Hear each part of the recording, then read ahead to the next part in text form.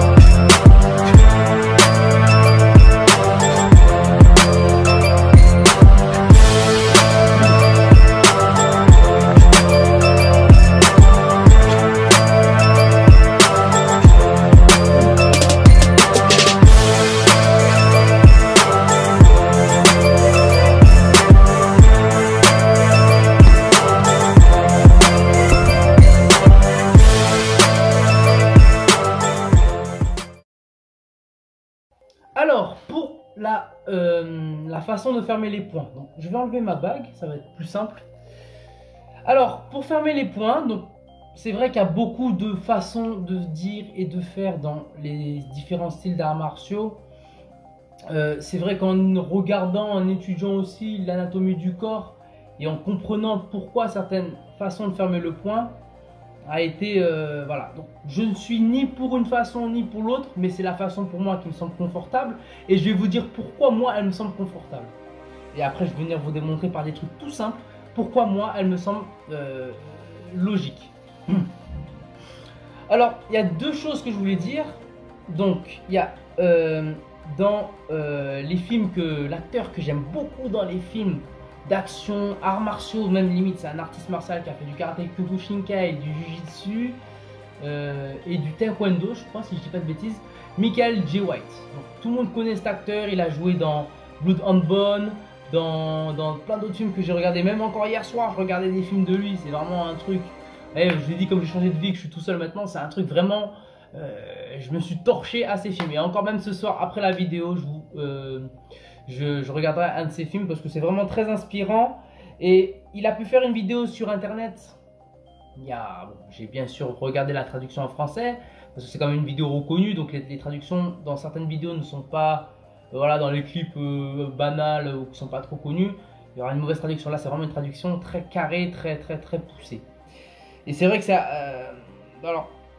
Et puis j'avais vu ça aussi également dans un reportage sur le Systema, voilà, où il parlait exactement à peu près de la même façon. Il y a eu des petits points communs. C'est pour ça que je parle de Michael Jai White et de la façon Systema qui a été très intéressante. Même que j'ai pu parler, les frappes lourdes où on doit être relâché parce que quand on est relâché, forcément, on a plus, on emmène vraiment le poids vers une force. Si je suis contracté, que je fais ça, là on va voir. Si je suis relâché, que j'amène juste la flexion des genoux, j'aurai beaucoup plus de vitesse quand je vais faire mes trucs. Voilà, mais parce que je suis relâché et c'est vraiment le bas qui va venir coordonner. Mais c'est pas là le sujet, c'est vraiment comment fermer son poing. On va venir voir aujourd'hui. Donc, moi, la façon qu'on m'a appris quand j'étais en karaté, quand mes professeurs m'ont appris, mes sensei, ceux qui m'ont donné, voilà, j'en ai parlé sur la vidéo précédente sur la gym ball, que je vous mettrai en description, mais c'est vraiment les piliers de mon sport, vous voyez. Dans un truc basique, on dit de ne pas mettre le pouce comme ceci, c'est vrai, parce que On peut se casser le pouce en envoyant un crochet ou voilà. Également, on dit qu'on va fermer les doigts comme ceci. Donc jusque là c'est bon. Et de venir verrouiller avec le pouce. Alors moi, c'est vrai que je me sens pas trop à l'aise en ayant les pouces comme ceci. Parce que, vous voyez, j'ai quand même... voilà, je ferme quand même et il y a quand même une contraction qui se fait. Et voilà. Dans la façon systéma, et comme l'expliquait Michael J. White, ce qui se suit vraiment, et c'est l'opinion que j'en ai tirée, c'est que là, ça va faire un barrage d'énergie. Donc forcément, il n'y aura pas la même... Vous voyez, mon poignet sera beaucoup plus crispé. Vous voyez. Donc, la façon de fermer reste comme ceci, mais le pouce, vous voyez, regardez, le pouce doit venir comme ceci. Alors, pas comme ceci parce qu'on peut se le casser, mais légèrement, pas totalement là, mais légèrement là, vous voyez. Un peu comme dans la frappe, voilà, vous voyez, un petit peu en protection, voilà, pour quand même protéger, hein, pas non plus extérioriser, mais voilà. Et venir avoir une frappe très, vous voyez, mon poing doit faire comme ceci. Une frappe vraiment là, mais non comme ceci, mais comme ceci. Alors pourquoi? Alors, moi je suis pas musclé, hein, mais si vous voyez, quand je fais ça comme ceci, on voit une contraction qui se fait ici, vous voyez. Je sais pas si on voit la vidéo, mais il y a une contraction qui se fait ici. Ça vient aligner le poing, ça vient stabiliser les stabilisateurs de l'avant-bras, du poignet et du coude, parce que forcément, quand vous avez la main ouverte, votre main, regardez le naturel, quand vous avez la main ouverte, mes pouces, ils sont pas comme ceci, ils sont comme cela. C'est logique, quand je laisse ma main normale, mon pouce il fait ça, il fait pas ça. Donc, si on vient rejoindre la biomécanique du corps, et c'est des frappes que j'ai pu vraiment, même quand je boxe avec les gants, même quand je fais mon shadow, c'est plus facile parce que j'ai cet alignement. Comme si on tenait un petit oiseau, comme si on pouvait mettre son doigt, donc ça fait un peu bizarre comment je fais là, mais vous voyez, pas trop contracté, et c'est la contraction du pouce en fait, on viendra à doser la force avec les deux métacarpes comme on dit en boxe, ou les deux kento comme on dit en karaté. Donc c'est très précis, c'est ces deux frappes, deux cibles là qui doivent venir, voilà, pour un Gyakutsuki. On doit venir mettre le corps. Donc je vous parle de la session démo. Si on regarde bien, ça m'aide beaucoup pour aussi également à stabiliser parce que forcément on va être en alignement. Donc qui veut dire que quand on va venir mettre sa frappe, forcément il y aura un gros travail du bassin. Vous voyez, il y aura un gros travail du bassin, du ancrage, de la stabilité qu'on pourra avoir sur les pieds. Donc je vous invite, je ne vais pas le redire, mais sur mes vidéos précédentes où je parle vraiment du Qigong, où on rétroverse le bassin, tout ça, ces positions vont aider à venir pareil, à stabiliser les stabilisateurs au niveau des tendons, ce qui va être vachement important. Être en alignement va permettre aussi également d'avoir des frappes beaucoup plus, pour moi, où je ressens mieux la frappe. On va pas partir dans ce point, ça ne va pas crispé ou voilà, vraiment, boum. Imaginez que ça c'est une boule en fait, et qu'à la fin, avec ce petit contraction, la contraction, et bien là on peut venir contracter au moment qu'on veut. On est relâché et bam, on met ce qu'on appelle le kimé. Là, cette contraction. Mais au moment de la frappe. Et là, on relâche, on revient flex. Donc là, je ressens mieux mes poignets. Forcément, si on rajoute une bonne combinaison pardon, de la hanche, de l'épaule, tout en étant relâché. On a les bras juste tout simple. Hein. Là, on va pas se mettre en garde en mode pitbull, bam, bam, bam, bam, on va venir faire des mouvements. Là, on va rester vachement simple. Donc une garde basique. Hein. Les mains qui protègent, enfin, les coudes qui protègent les côtes. Ici, tout basique. Et là, venir sentir avec cette façon de fermer le poing et cette légère contraction, venir sentir le mouvement au début. On lève un peu la pointe du pied hein, sur le koshi et on vient pousser. On pousse dans le sol. Vous voyez toujours, je pousse dans le sol. Hein. C'est vraiment cette... Vous voyez le départ de starting block, parce que là on ne voit pas mes pieds, mais le départ de starting block. Et on pousse dans le sol. Vous voyez, on pousse dans le sol. Et on met cette vibration. On pousse comme si on lançait. Vous voyez, quand on fait du lancer, voilà. Cette combinaison. Et là, on lance tout le corps. Boum. Boum. Et on vient s'entraîner à contracter légèrement et à ramener le plus vite. On ne tend pas complètement pour pas s'abîmer les tendons. On garde quand même une petite marge pour contrôler ce qu'on fait. Boum. boum, vous voyez.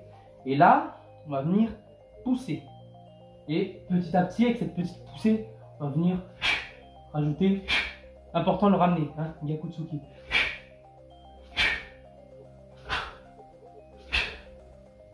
Allez, tranquille. Ah.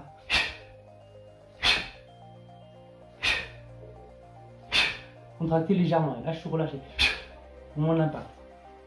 C'est le même système quand on vient faire le huracan ou le fast jab ou le flicker jab, peu importe. Gardez cette main quand même. Voyez, pas là, mais là. Relâchez. Et pareil, on vient sentir qu'on pousse vers le sol, sauf qu'on répertorie à chaque fois la poussée. Boum. Boum. Boum. On ramène à chaque fois. Boum. Boum. Boum. Boum.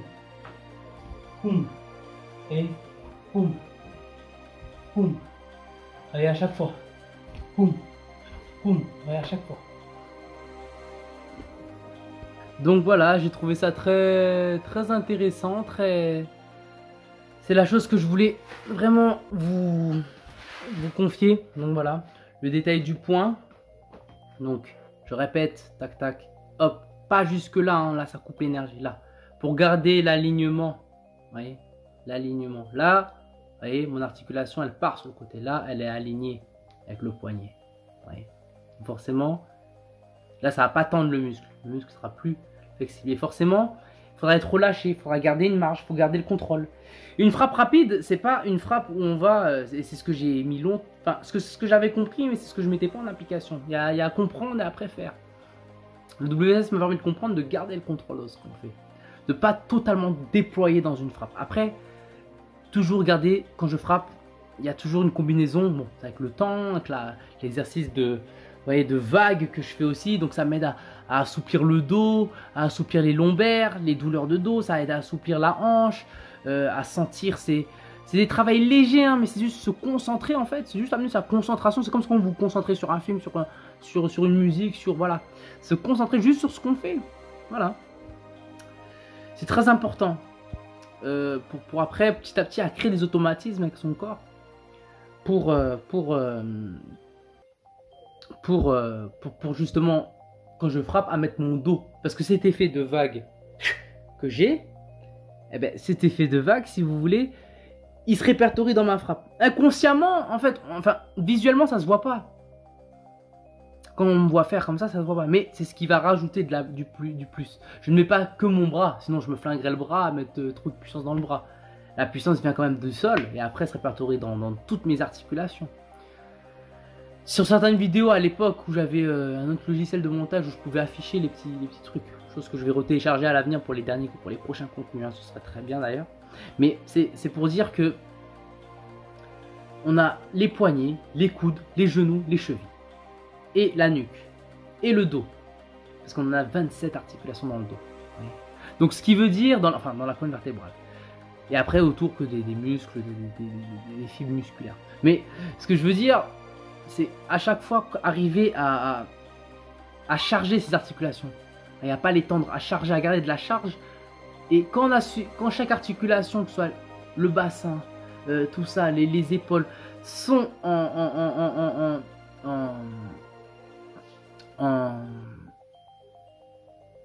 on va dire en coordination, en harmonie, là on va créer beaucoup plus de puissance, avec l'effet d'impact.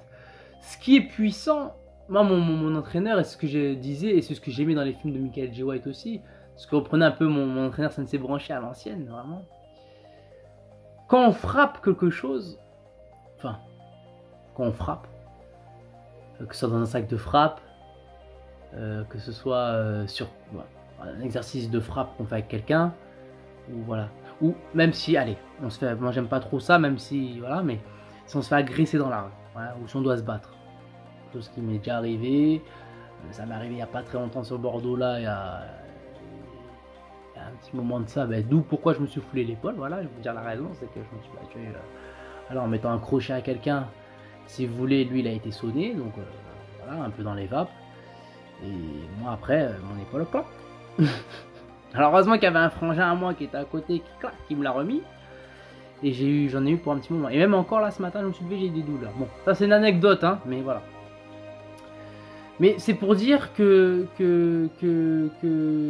après c'est pas une chose que je vais parler sur les réseaux, vous voyez où je vais parler de ça. Mais tout ce que je peux dire, c'est que voilà. Si on veut frapper, le but c'est pas de pousser. C'est vrai qu'on peut voir une frappe poussée, ça fait reculer la personne de très loin. Alors si, dans le one in punch, qu'on fait le travail, tout ça, oui, c'est bien pour coordonner et sentir ses muscles, ses articulations. Mais le plus important, c'est de la percussion. Donc voilà. Donc c'était Mathias sur cette vidéo. Je vous dis à très bientôt pour de nouveaux tutos et bisous à très bientôt.